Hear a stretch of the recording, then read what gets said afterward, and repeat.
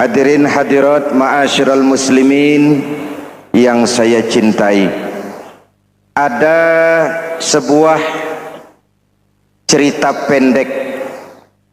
Seorang pengendara sepeda motor ditangkap oleh Pak Polisi, lalu diperiksa. Ini motor siapa? Pinjam Pak. Helm? Pinjam. SIM? Pinjam. Kata Pak Polisi, tidak boleh begini. Marah yang naik sepeda motor. Pak Polisi bagaimana? Kok tidak boleh? Yang punya saja bilang boleh.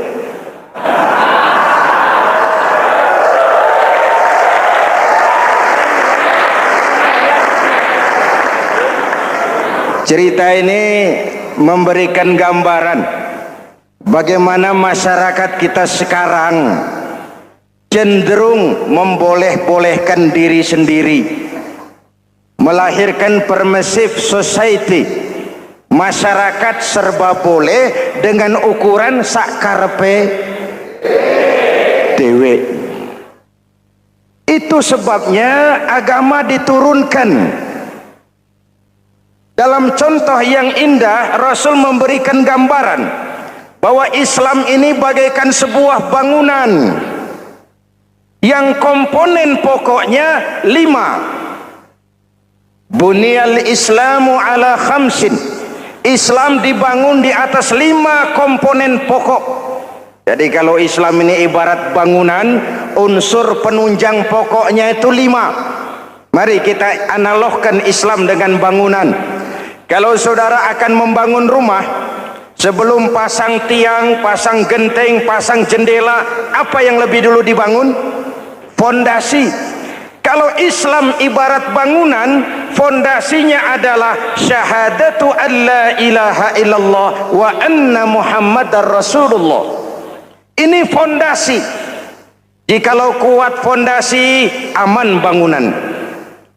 Jikalau rapuh fondasi, lentur dan luntur bangunan. Maka kuat atau tidak kuatnya bangunan Islam kita bergantung kepada keyakinan dasar tadi, fondasi. Saya bersaksi tidak ada Tuhan selain Allah, artinya saya tidak akan menyembah kecuali hanya kepada Allah. Orang yang benar fondasinya beres sujudnya. Kalau saya yakin tidak ada Tuhan selain Allah, saya tidak akan minta rezeki kecuali hanya kepada Allah.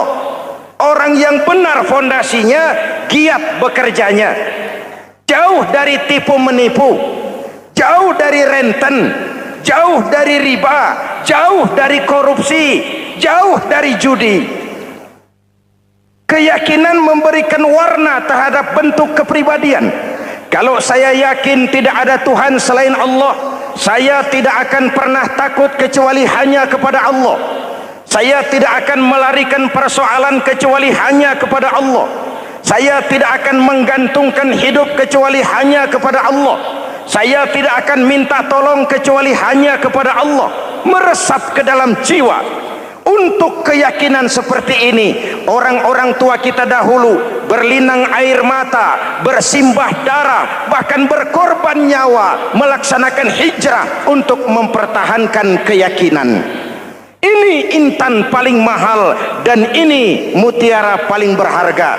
Zaman boleh berubah, tapi pondasi tidak boleh goyah. Masa boleh berganti, tapi pondasi jangan sampai mati. Karena iman kita hidup, untuk iman kita berjuang, dan dalam iman kita ingin kembali menghadap Allah Subhanahu. Masih ingat cerita tentang Bilal? Masih? Mengulang kaji saja. Bilal itu budak sahaya. Ketika masuk Islam, dipanggil oleh majikannya. Bilal, iya bos. Saya dengar kamu masuk Islam ya? Iya bos. Kok berani-beraninya kamu masuk Islam? Memangnya kamu budak siapa Bilal? Iya budak bos. Bos. Kamu kerja sama siapa? Sama bos. Bos. Yang gaji kamu siapa? Ya bos. Nah, kamu kan ngerti Bilal, kamu budak saya, kamu kerja dengan saya, yang gaji kamu saya, yang beri makan saya. Kenapa kok beraninya masuk Islam padahal kamu belum saya kasih izin? Bos, bos boleh beli badan saya, tapi jangan mimpi bisa membeli jiwa saya. Tuhan boleh kuasai badan saya, tapi jangan mimpi bisa menguasai keyakinan saya. Saya memang benar Tuhan yang gaji, tapi kan saya digaji, saya kerja. Kerja itu kewajiban saya, gaji itu hak saya. Soal keyakinan jangan ikut campur bos. Kurang ajar kamu Bilal. Biarin Bilal, begini saja. Kalau kau mau meninggalkan keyakinanmu, meninggalkan Allah Tuhanmu, kau akan kami merdekakan. Tapi kalau kau tetap dalam keyakinanmu, kamu akan saya siksa sampai mati. Bagaimana? Jangan mimpi bos. Lebih baik mati berkalang tanah daripada hidup bercermin bangkai. Biar saya gugur membela keyakinan daripada hidup jadi penjilat menjual akidah. Itu prinsip.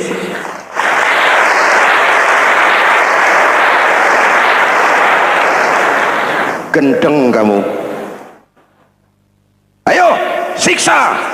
Tangannya diikat, dihimpit dengan batu berat, dijemur dengan terik matahari padang pasir, terkelupas kulitnya, mengalir darah dari sekujur badannya, pecah bibirnya. Ayo Bilal, tetap bertuhan Allah dan kau akan mati di sini, atau kembali ke agama lama, kau jadi merdeka. Dari bibir yang pecah itu cuma keluar Allahu Ahad. Bilal budak badannya, merdeka jiwanya, maka namanya ditulis dengan tinta emas dalam sejarah. Kita zaman sekarang merdeka badan kita, tapi sering budak mental dan jiwa kita, maka sejarah tidak pernah mau mencatat kita.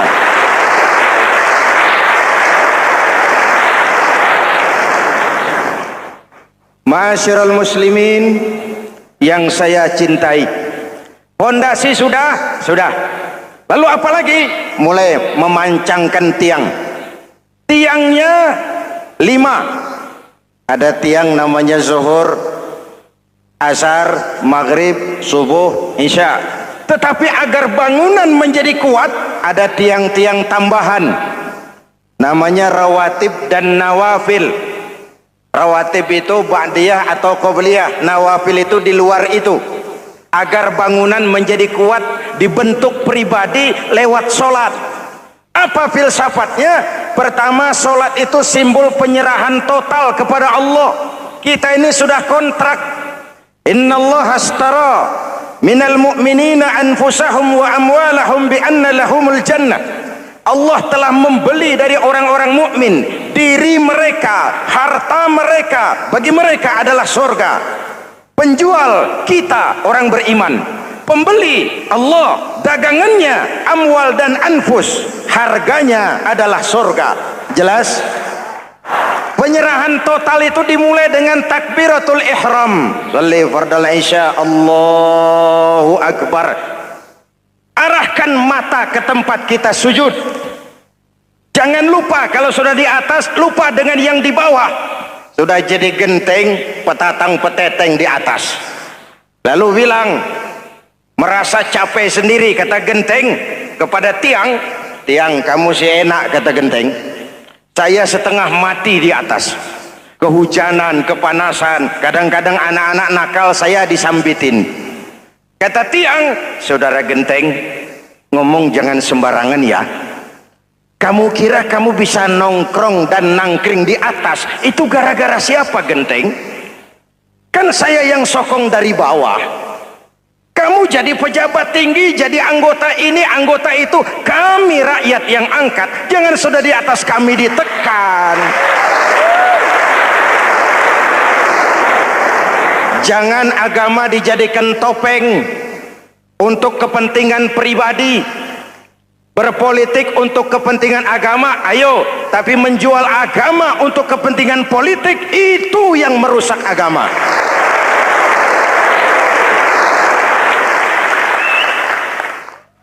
Ini kan kita lagi prihatin sedang meluncur kasus Bulog Gate 2.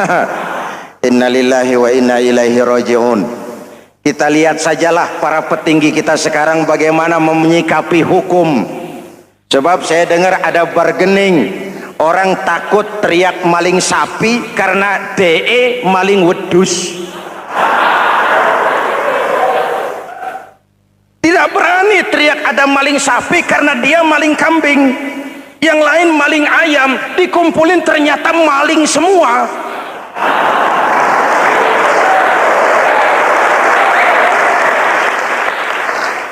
Hadirin yang saya hormati, ini melukai rasa keadilan.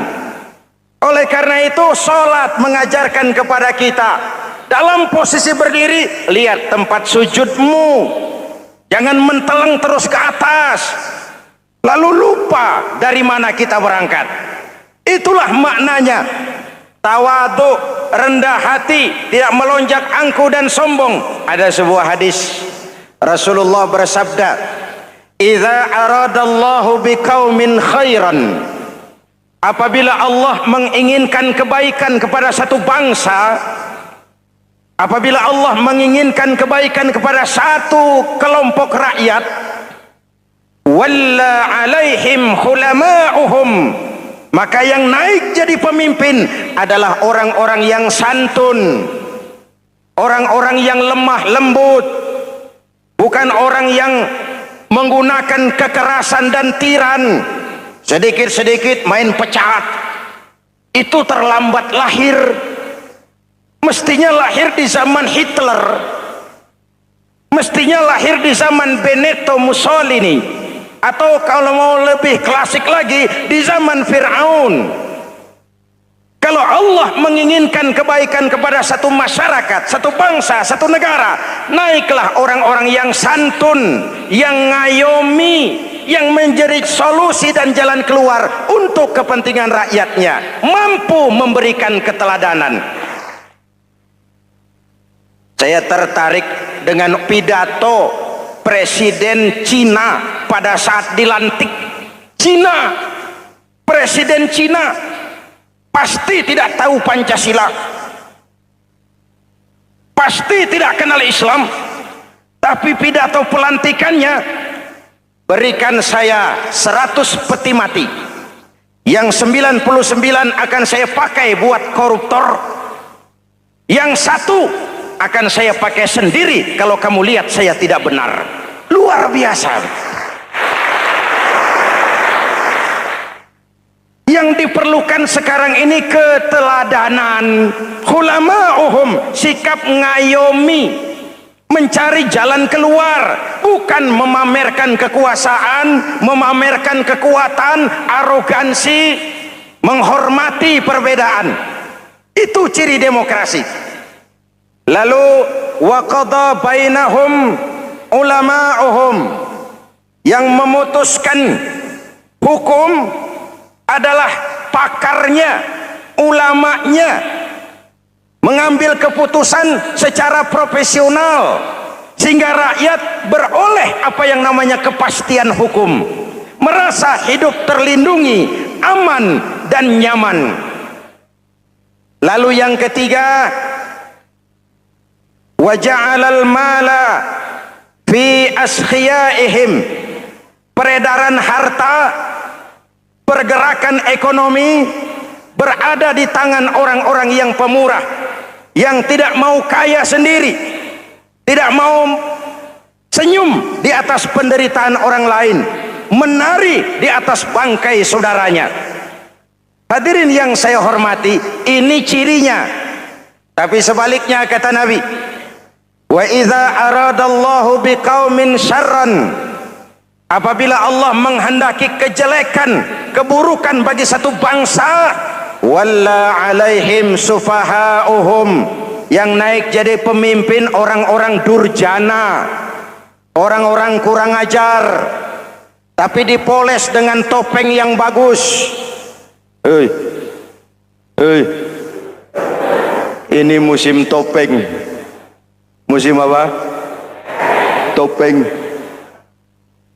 Topeng itu apa perlunya? Menyembunyikan wajah asli. Sekarang ini Dracula berwajah Arjuna.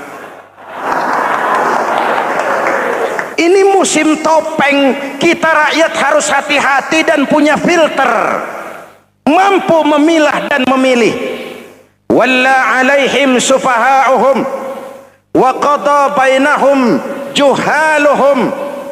Yang memutuskan hukum, yang mengambil keputusan orang-orang bodoh.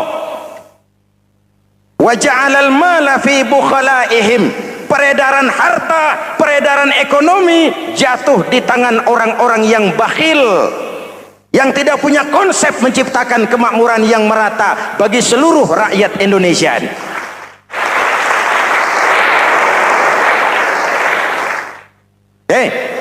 Kita kembali kepada tiang. Ini kan lagi cerita tiang tadi ya.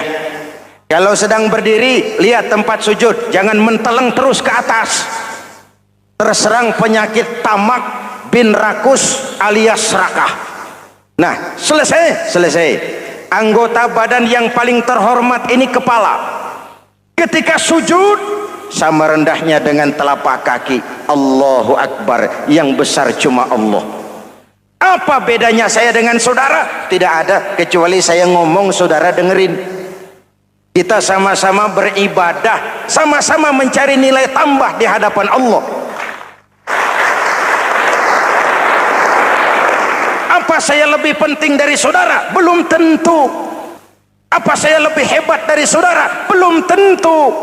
Perasaan lebih penting, lebih hebat, lebih jago setan. Jelas? Ayo tundukkan kepala. Dia sama rendahnya dengan telapak kaki kita. Yang besar cuma Allah. Allahu Akbar. Lalu diakhiri dengan menebarkan salam. Assalamualaikum warahmatullah. Assalamualaikum warahmatullah. Menebarkan salam, mewujudkan rasa aman, damai, bukan menimbulkan keresahan. Hadirin yang saya hormati, ini karakteristik kita. Selesai sholat, kembali ke masyarakat, ajaran salam diterjemahkan. Apa? Rasulullah sallallahu alaihi wasallam bersabda, "Ufsus salam, wasilul arham, wa at'imut ta'am, wa sallu bil laili wan nasu niyam, tadkhulul jannata bisalam." Pertama, ufsus salam, tebarkan salam. Tebarkan salam itu bukan cuma kalau ketemu orang assalamualaikum, assalamualaikum. Iya, itu zahirnya. Tetapi hidup di tengah masyarakat memberikan rasa aman, rasa damai, menjadi pengayom bagi lingkungan, menjadi rahmah bagi semesta. Dalam Islam jangankan manusia, binatang saja dilindungi kok. Betul? Betul? Coba kalau belajar istinja itu kan makruh buang air kecil di tanah yang berlubang. Kenapa? Pertama, melindungi binatang yang ada dalam lubang. Siapa tahu di lubang yang saudara kencingi ada semut sedang rapat. Membahas Bologet jilid 2. Apa dosanya lalu mati dikencingi? Ini namanya rahmatan lis semut. Binatang saja dilindungi. Ada hadis, kalau kamu menyembelih hewan, sembelilah dengan cara yang terbaik. Jangan menyembelih ayam dengan pisau tumpul. Ini ajaran apa? Ajaran tentang peri kebinatangan. Rahmatan, memberikan rahmah, salam, keselamatan dan kedamaian kepada masyarakat lingkungan. Itu misi seorang muslim.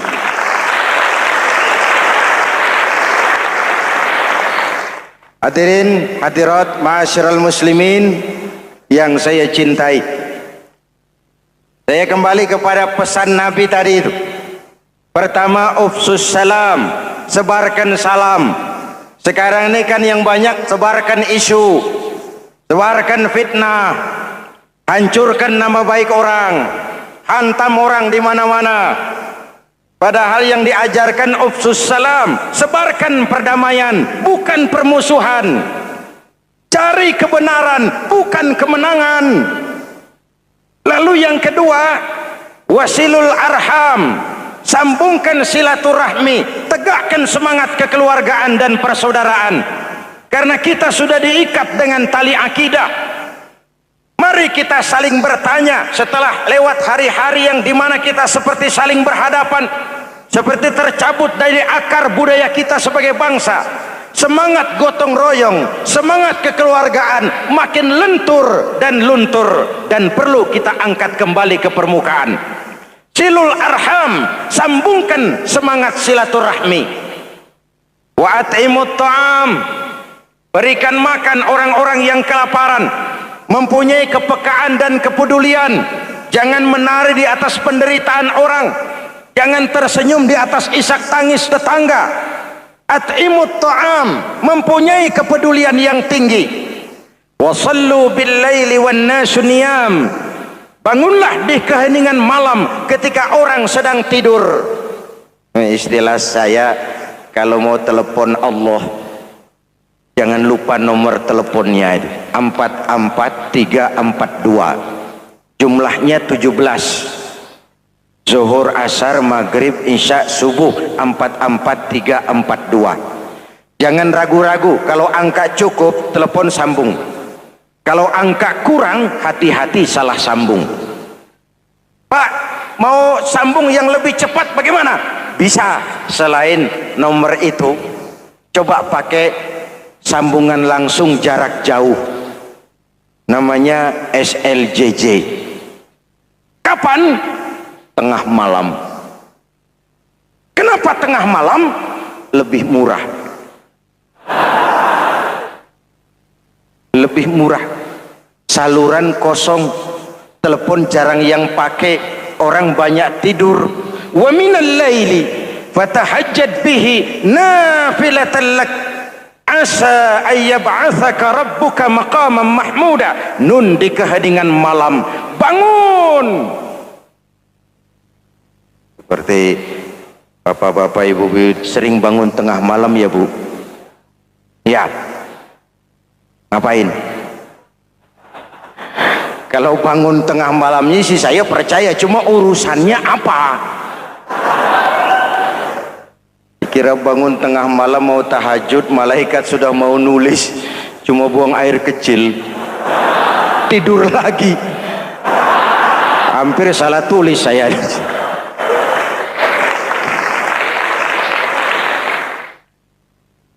Baik, fondasi sudah Pak, tiang siap. Lalu apa lagi? Nah, rumah itu supaya ada batas perlu pagar, dinding, tembok. Yang jadi batas, dinding, tembok, puasa. Asyamu junnatun, puasa adalah dinding, benteng yang menyelamatkan manusia jangan sampai menyentuh wilayah lain. Ada batas-batas dan norma yang diindahkan. Selesai tembok, dinding, selesai pagar, selesai. Lah rumah itu supaya bersih kan harus ada kamar mandi, jendela, pintu yang fungsinya membersihkan zakat. Kalau dia zakatul mal, dia bersihkan harta kita. Kalau dia zakatul fitrah, dia bersihkan jiwa kita. Kalau dia zakatul tijarah, dia bersihkan bisnis kita. Kalau dia zakatul ma'adin, dia bersihkan barang tambang kita. Karena itu dalam kitab-kitab fikih dikatakan zakat itu adalah harta yang tu'khazu min aghniyaihim wa turaddu ila fuqaraihim. Diambil dari yang kaya, diserahkan kepada yang miskin.